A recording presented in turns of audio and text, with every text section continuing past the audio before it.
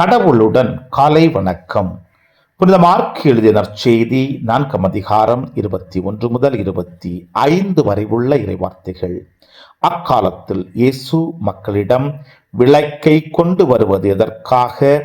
மரக்கலனின் உள்ளேயோ கட்டளின் கீழேயோ வைப்பதற்காகவா? விளக்கு தண்டின் மீது வைப்பதற்காக அல்லவா?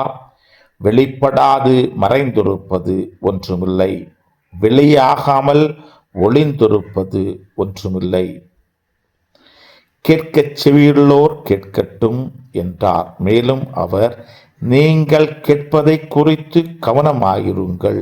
நீங்கள் எந்த அளவையால் அளப்பீர்களோ அதே அளவையால் உங்களுக்கும் அளக்கப்படும், இன்னும் கூடுதலாகவும் கொடுக்கப்படும்.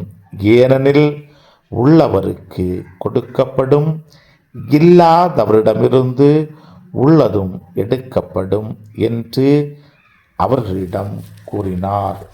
கிறிஸ்துவின் நற்செய்தி.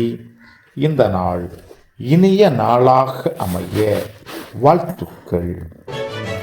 चल चला चल सला सला सला चल चला चल चल चला चल பல பல பல புதுமைகள் பெருமைகள் இனிமைகள் இறங்கிய நல்ல நாள், ஒரு நல்ல நாள், நம் தேவன் தந்த நாள். இது நல்ல நாள், ஒரு நல்ல நாள், நம் தேவன் தந்த நாள்.